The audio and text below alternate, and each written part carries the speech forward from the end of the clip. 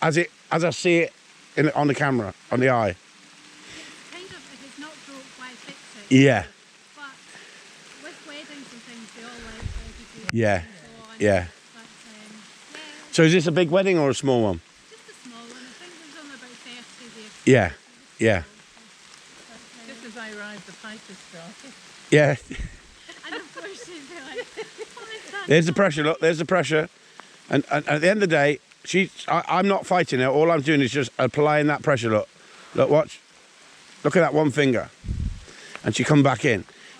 And she's realising. And then we decide when we move forward. I'm going to move forward and watch what happens. Watch. Aha! See how she checked? She knew there was going to be a consequence if she hit the end of it.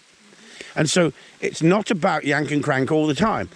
You know, the old Keeler method was fantastic for regimental dogs. They trained all the Walt Disney dogs in the, you know, they trained masses and masses of dogs with that method, and it works. Look at this, isn't it nice with the camera? But yeah, I use the GoPro a hell of a lot for filming, see?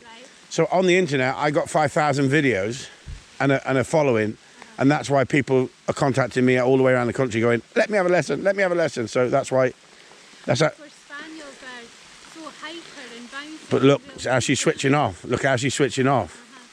Now watch. Watch. Watch the movement. Drop the lead. Look at the movement. I move this way. I change direction.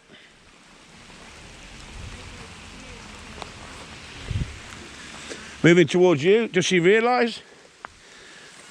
Look how she's checked.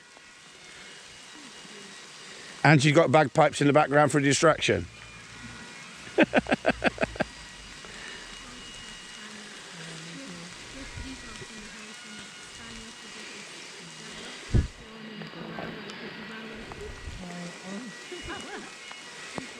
But see how I'm not nagging her? No. And she's just calming down, isn't she? And it's because you're slightly hyper with her and she picks that vibe up, see? And it's not, that's constructive. It's not being nasty, it's constructive. I see it so many times. It's the same as watching a good craftsman, anything, a photographer, you know, a bricklayer, you know, you know, not somebody who just lays blocks. Most people can lay blocks. It's the skill, the art of the finesse of the training and the mastering it. And look, where before you're telling her and you've got to get out of the fact of telling her and let her to learn to follow. And that's what she'll do, she'll learn to follow. Right, so watch this, come on then. Say hello. Don't jump up.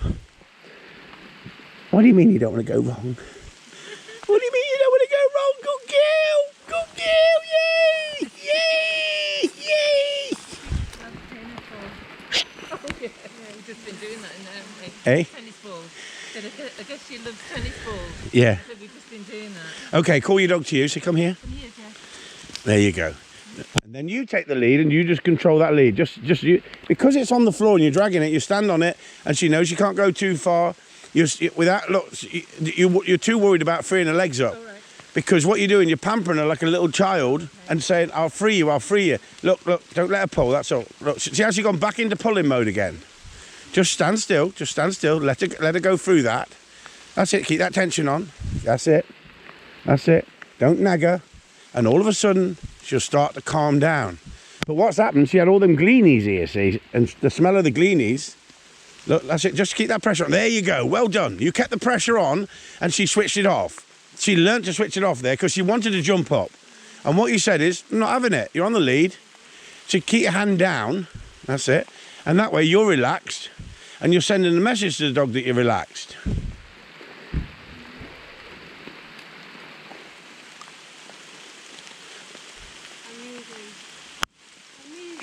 Yeah. Only you could do that with a little chihuahua.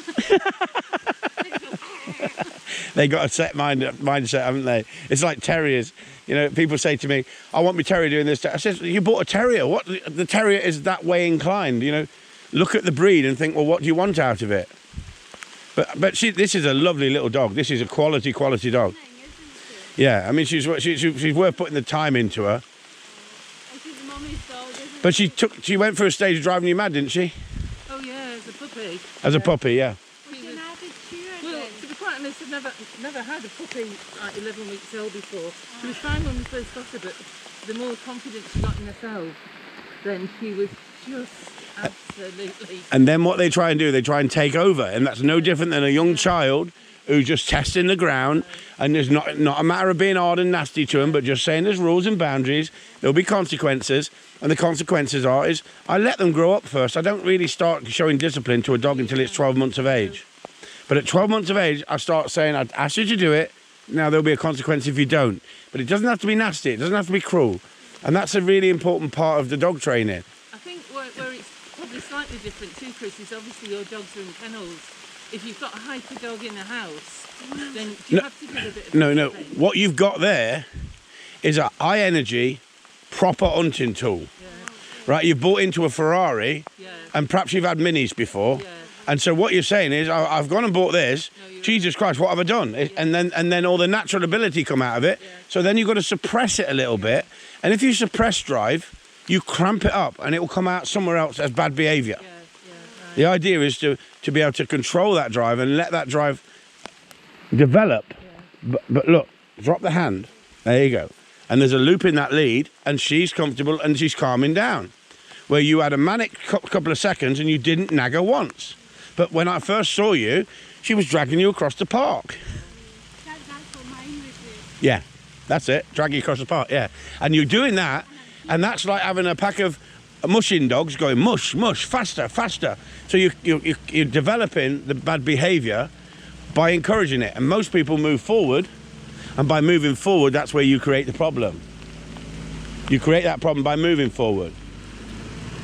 Even the chef's got I got one of them. So you would see, if you were pulling, you would Stand still and turn direction. And keep turning direction and keep just stopping and standing still and conditioning the dog that we're not going forward all the time, because most dogs, they come out of the house, up the road, round the corner to the park, and they do the same trip. And they want to get to that same area every day for that walk. So what I say to them, no, you're not. You're going to learn through association that when I stand still, you switch off the pressure. Drop the hand. You've got the hand up all the time like this. And you've got to drop the hand so there's a loop in the lead, so the metal bit is on the floor. That's it. And that's it. Just hold it there. Don't worry about a leg or nothing. That's not going to hurt her, because you're not yanking. What you're saying is you're going to turn off the pressure. Look, now she wants to go in the roadies. Stand still. There you go. I'd want to go in them roadies if I were a spaniel. But you're saying no. You're just gonna learn to chill. So it's chill out time. So you can spend it. I tell you, I could teach you leash control. You could be with me on a training seminar for a whole week on just leash control. But at the end of the week, you'd have a dog that was perfect. What you're trying to do is get 2 lessons in and have everything sorted. And it doesn't quite happen like that. But what I'm doing is I'm showing you the foundation of it. And it's called pressure and release. It's not rocket science. It's been done for thousands of years. People add to it and people change things slightly. But the old Keeler method was take the dog and do a about turn at such a rate that you drag the dog across you, and the dog hits the end of that leg and goes, oh, I ain't doing that again. Right? And it's the same as what they're having an argument at the moment about with dog training, about choking dogs out. And choking dogs out that are aggressive and climbing up and going to rip your arm off. Well, you've got to stop it. I'm not saying that it's acceptable to choke a dog till it passes out, but what I'm saying is, if that dog was a hard case and attacking a child or another person, I'd have to step in and choke that dog out to let go. If it's one of the bully breeds, if it's one of the the more aggressive ones, where a Springer Spaniel. That's it. Don't let dog jump up. No. Pull the pressure on. Pull the pressure on. Pull the pressure. No, that's it. Stand still. Well done. The dog turned the pressure off. So the dog learned from that rather than saying no, come here. But you instantly went no, didn't you? But it's when people go and Yes, without fail. and then That's the biggest problem. yeah. But that's what the owners have done as a pups, and so they've created that problem. I've had people say, I can't have my settee in my house. Why is that? Because the dog's taken over the settee. Oh, I know. I said, well, why have you let the dog take over your settee? Well, it wrecked the first one. We bought him another one.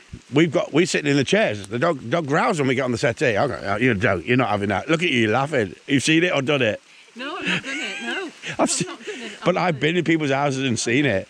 And I think I do not want to work with these people who are pet people.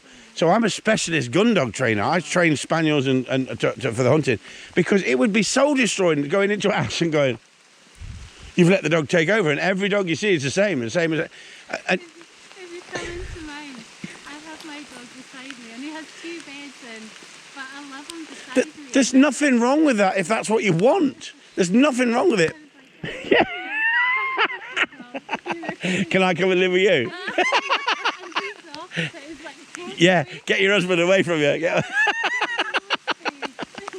Yeah. That's it. But I understand it's horses for courses. It depends what you want. But there's a compromise. If you let the dog take over, he will. Oh, she is adorable. Oh. Now, if she's looking for a breeder, I have a male. And his pedigree, kennel cover. Look at this, look, putting 2 people together, look, hey? She's adorable. She is. Although I don't think my boy knows what to do yet. So. How old is he? He's 2. But Oh, I think he would. I I think he would. So maybe, but he's quite feminine. It's been lovely meeting you. And you, nice seeing you, yeah. Bye. Bye. Bye-bye.